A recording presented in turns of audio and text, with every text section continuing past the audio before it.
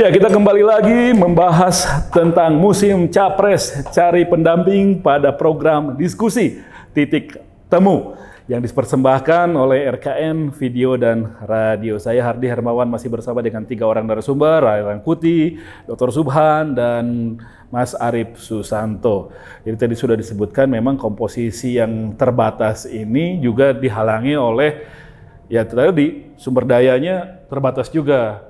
Sehingga tadi Mas Ray berani benar dia mengatakan ini dengan segala keterbatasan sepertinya Pak Prabowo 80% dengan Airlangga Hartarto. Kecuali kalau MK memutus lain bisa jadi Gibran Rekabuming menjadi kandidat juga, menjadi kuda hitam. Lalu Pak Muhaimin, Pak Anies Baswedan dengan Pak Muhaimin ya kurang lebih so-so ya. Maju dua-duanya atau mungkin ya bisa juga bubar tengah jalan. Yang ketiga, Pak Ganjar. Nah, sebetulnya dari 2 kandidat ini, dari jauh saya mengatakan Pak Ganjar itu paling fleksibel.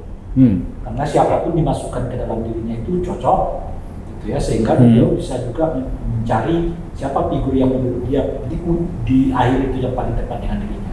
Oleh karena itu, kalau Ganjar malah melakukan agak lama, ya wajar karena pilihannya banyak. Iya. Oleh karena itu dia lihat terus betul nih dari sekian banyak pilihan ini. Anda sebut Ridwan, oke. Masuk. Anda sebut Mahfud, oke. Anda sebut Erik, oke. Ya. Anda sebut Sandiaga, oke. Anda sebut Airlangga, nggak mungkin lagi kan? Nggak mungkin lagi ya. Anda sebut dengan nama Ibu Khofifah, oke. Jadi semua bisa dicocokkan dan dipasangkan kepada kepada Ganjar. Bukan karena pribadinya saja ya, tapi karena keleluasaan koalisi ini kan. Beda sama dengan tadi misalnya kalau dahulu itu misalnya Anies ini sangat terikat kepada AHY karena kalau AHY pergi selesai bubar itu ya. Itu kan mereka dapat partai dalam Caimin bawa partainya ya. PDIP sendiri pun oke. Ya. Jadi itu yang memberi keleluasaan. Itu juga yang saya katakan tadi mengapa peluang Pak Airlangga itu kuat di Prabowo. Sebab meskipun Anda sudah koreksi, Gerindra dengan PAN misalnya bisa lolos ya, memenuhi syarat minimal. Tapi kalau mereka berdua saja, ya jelas ini akan sempoyongan. Itu kira-kira. Jadi lawannya mungkin lagi bukan Ganjar, lawan mereka nanti adalah Anies Baswedan gitu. Timpang ya, terlalu ininya pemasarannya. Oke. Karena banyak persoalan, oleh karena itu tetap butuh banyak partai politik. Yang lolos sendiri aja pun nggak berani maju sendiri kok. Gitu kan, dia tetap mau didampingi oleh P3, nyari lagi mungkin nanti akan bergabung dengan Demokrat, macam-macam dan seterusnya.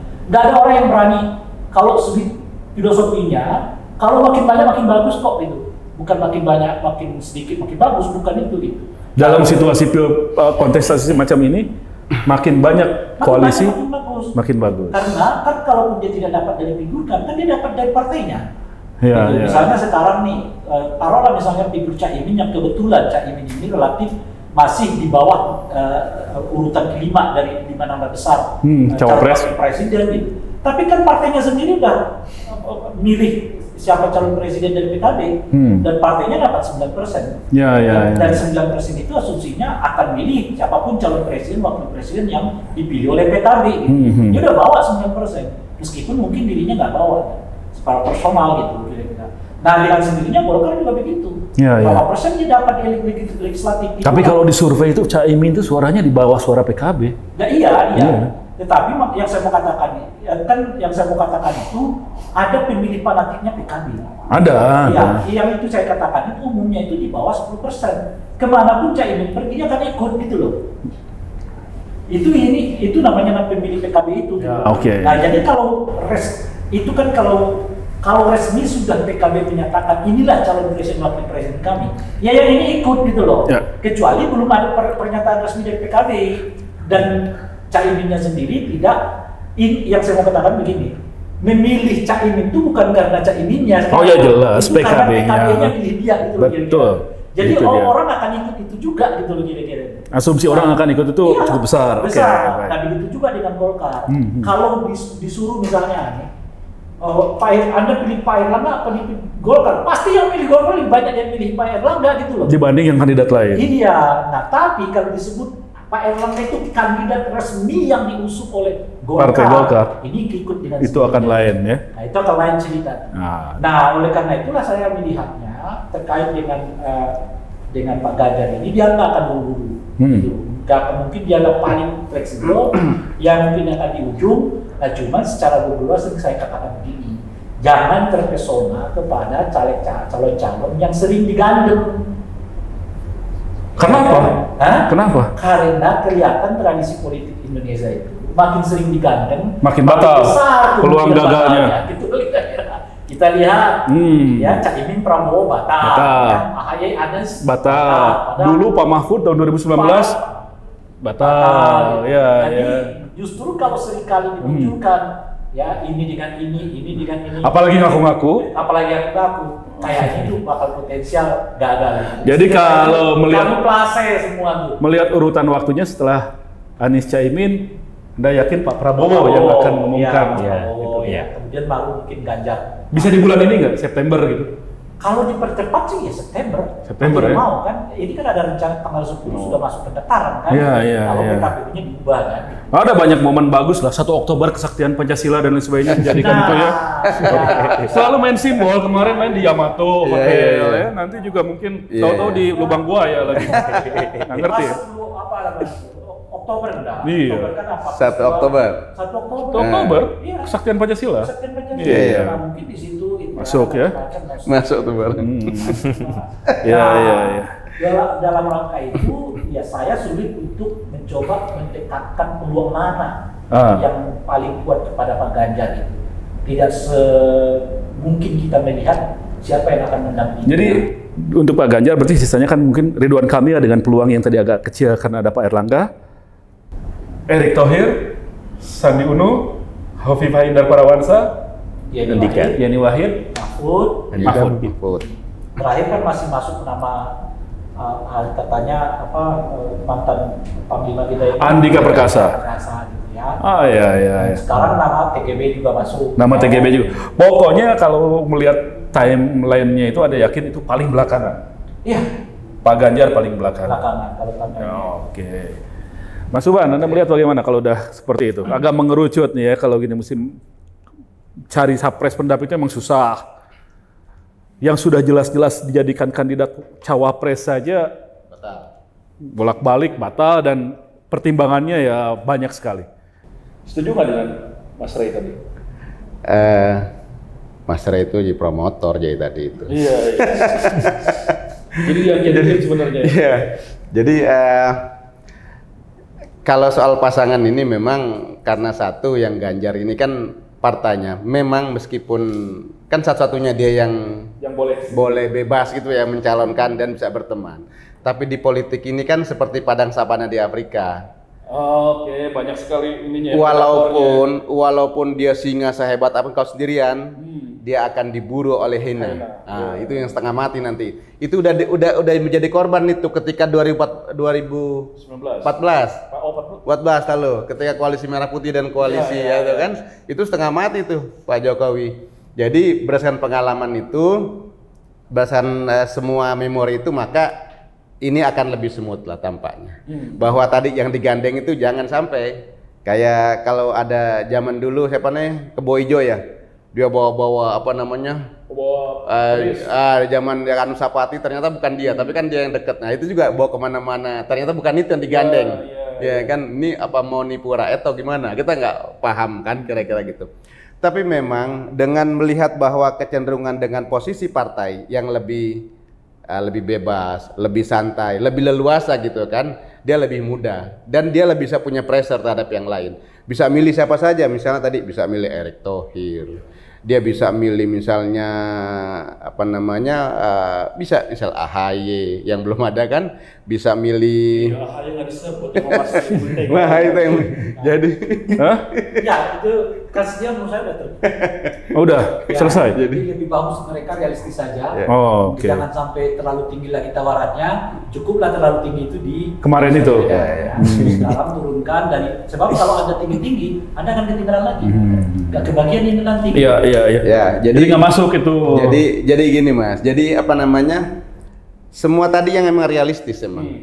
seberapa menjanjikan pun sejak awal dianggap tidak realistis akan dibuang. Meskipun Anda berteman baik, ya kan nggak akan itu, pasti yang realistis gitu kan. Maka pada titik terakhir ini nanti misalnya yang tadi udah disebutkan kalau Pak Prabowo kemungkinan dengan siapa namanya Pak Golkar ya kan, kemudian ini juga sudah jelas 2, tinggal Ganjar memilih siapa saja, ya kan, yang mungkin dia saya sih melihat dengan pengalaman sebelumnya. Apa yang kira-kira bermasalah dengan pasangan ini itu akan ditutup. Misalnya problem kenapa misalnya Pak Ma'ruf dimunculkan tiba-tiba ketika Jokowi dulu kan, ya kan permasalahannya dianggapkan soal dengan kelompok Muslim. Maka ini yang diisi, meskipun sangat sedikit kan sebetulnya. Tapi kan sekarang nggak ada tuh yang problem semacam itu. Siapa bilang Mas? Di akar rumput tuh masih ada. Sekarang itu zaman itu sekarang macam-macam, jangan misinformasi, disinformasi. Sekarang itu udah lebih, kita nggak tahu lagi yang namanya informasi ini mis atau dis, semua informasi semua.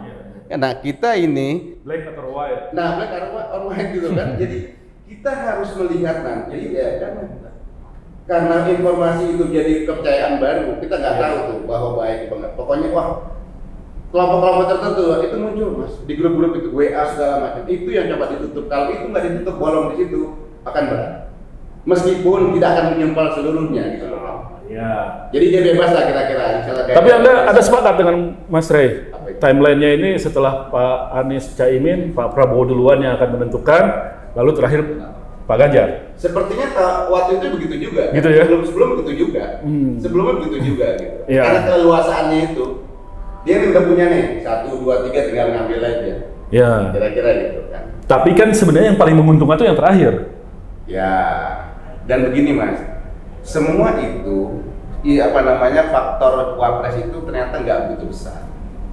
Poinnya ada. Nah, iya itu benar. Presiden 2004, 2009, 2014, 2019 emang faktor wakil presiden tidak terlalu banyak mendorong elektabilitas. Betul. Kita lihat angkanya juga sekarang udah. Ya tapi pada waktu itu kan jagoan semua yang maju gitu loh capresnya. Kalau sekarang kan katanya capresnya juga memerlukan ini. Calon jagoan. Oh gitu ya. Kita anggap bahwa inilah yang terbaik di antara yang baik itu kan. Di antara yang terbaik ini, the best of the best lah kira-kira gitu kan. Harus kita yakinkan itu kira-kira gitu. Right. Supaya kita dapat memilih nanti benar-benar kandidat yang benar. Oke. Kalau tidak bisa repot kita pilihnya. Biarpun agak gamang, agak susah gitu loh menentukan bagaimana pembedanya, karena semuanya juga nggak banyak bicara soal ideologi dan lain sebagainya. Tapi mudah-mudahan lah kita dapat yang terbaik. Mas Arief, nah kira-kira bagaimana kita meminimalisasi risiko dari semua proses pemilihan pendamping capres ini kalau gitu? Ya, kalau minimasi risiko, pertama begini. Selama ini cara pikir yang berkembang dalam publik politik kita adalah bahwa ada semacam polarisasi ya antara terutama mereka yang punya orientasi keagamaan kuat yang konservatif dibandingkan yang lebih pluralis. Itu satu. Yang kedua masih jadi risiko ya? Masih jadi risiko. Yang kedua antara identitas Jawa dan luar Jawa. Itu juga. Nah, ini yang mau saya bicarakan. Pertama begini. Kalau mau keluar dari jebakan itu, sekarang saatnya. Kenapa? Karena kita punya nomor satu tadi itu, mayoritas pemilih muda yang sebenarnya isu-isu semacam itu sudah tidak terlalu relevan bagi mereka. Nah, tapi ini yang kemudian ada yang memaksakan. Saya berharap bahwa pemilih muda itu akan menjadi katakanlah game changer ya. Game changer karena begini. Isu Jawa luar Jawa misalnya, itu sudah tidak relevan bahkan sejak 2009 ketika Pak SBY berpasangan dengan Budiono dan mendapat suara terbanyak bahkan dalam putaran pertama. Ya, itu satu putaran. Nah, sekarang tinggal taruhan kedua adalah mengenai isu intoleransi tadi. Yang kalau melihat pernyataan Surya Paloh kemarin, ya dia sepakat bahwa itu sudah harus diakhiri. Maka taruhan pentingnya sekarang kalau kita mau melihat nih ya, kalau kita mau melihat per hari ini paling tidak, coba lihat selama ini orang berpikir bahwa capres dan cawapres harus saling melengkapi. Kenyataannya pilihan Anies untuk berpasangan dengan Caimin itu belum kunjung menaikkan elektabilitas. Salah satu penyebabnya adalah karena dua-duanya itu punya pemilih yang punya loyalitas kuat. Yang ketika disatukan, alih-alih saling melengkapi, gitu ya, justru sebagian saling menolak. Itu mesti menjadi referensi, saya pikir, baik bagi Prabowo maupun Ganjar. Ya. Ini bisa menjadi kajian nanti untuk para sarjana politik ketika melihat perpaduan antara Pak Anies dengan Caimin ini. Alih-alih saling melengkapi, bisa ada risiko saling menolak. Iya. Oke. Iya. Tapi sebagai eksperimen itu menarik. Itu asik ya. Ya, oke, baik. Jadi risikonya sejauh ini masih sama dengan Pilpres sebelumnya. Ada persoalan keagamaan, ada persoalan Jawa non Jawa dan sebagainya, itu bisa mungkin nantinya memanas menjadi potensi konflik. Game changer. Menariknya itu, untuk kali ini Pilpres kita berbeda karena game changernya bukan kontestan, game changernya bukan partai, tapi game changernya adalah pemilih. Terutama pemilih muda yang punya akses lebih baik ke teknologi. Ini yang kita harapkan bisa membuat semuanya menjadi lebih baik, menjadi lebih berkualitas, mendorong para kandidat dan para elit berpikir tentang apa yang seharusnya mereka pikirkan, mereka putuskan untuk Indonesia yang lebih baik nanti ke depan. Terima kasih, Mas Ray Rangkuti. Mudah-mudahan pendampingan ini berjalan oke, baik, sesuai dengan kebutuhan Indonesia pada umumnya. Terima kasih, Pak Subhan. Terima kasih, Mas Arief Susanto. Jadi Pak Ray Rangkuti dari Lingkar Madani, Pak Arief Susanto dari Eksposit Strategik, dan Dr. Subhan dari Palmerah Sindikat. Akhir kata, saya Hardi Hermawan juga mengucapkan terima kasih atas perhatian dan kebersamaan rekan atau teman RKN dimanapun Anda berada. Mudah-mudahan kita bertemu lagi di diskusi titik temu yang akan datang. Sekali lagi, saya Hardi Hermawan pamit beserta produser acara Edi Koko, tim teknis Christian dan Randu. Sampai jumpa di lain kesempatan.